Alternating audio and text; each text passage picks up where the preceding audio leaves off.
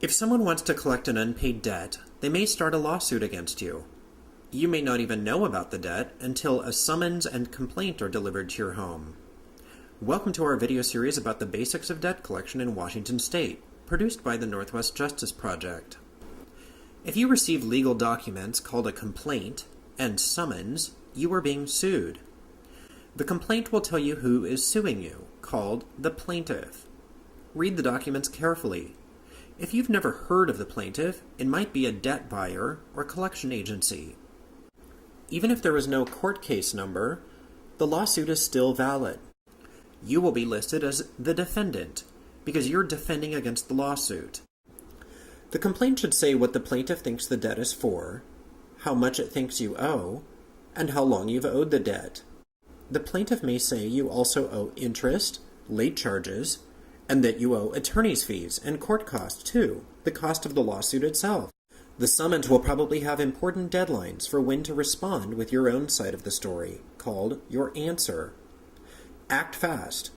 If you toss the complaint and summons aside and ignore them, the lawsuit may not go away, and you may automatically lose. Read the complaint carefully again. Do you really owe the amount they say you do? Check your records to make sure. How old is the debt? It may be past the legal time limit to sue you, called the statute of limitations. You may have other defenses to the lawsuit. Talk to a lawyer as soon as possible. If you ignore the complaint and don't file your answer within 20 days of the date the summons and complaint were handed to you, it's as good as admitting that everything the plaintiff says is true. If you don't respond with an answer, the plaintiff will win automatically and get a default judgment against you. But you can file an answer if you don't agree with everything in the complaint. You should file a written answer if you dispute the debt, or if you don't know if it is your debt. Be sure to come to court prepared with documents to explain your side of the story. The judge may agree you don't owe all the debt.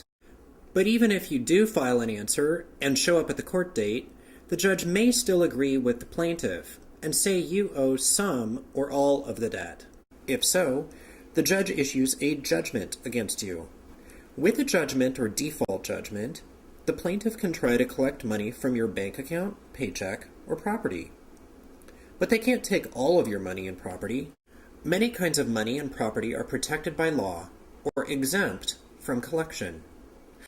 On WashingtonLawHelp.org, you can get a free informational packet and learn more about what other kinds of money and property are protected by law.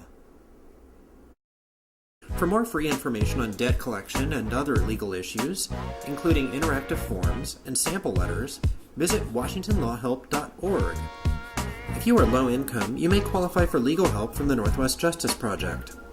Call the CLEAR hotline at 1-888-201-1014.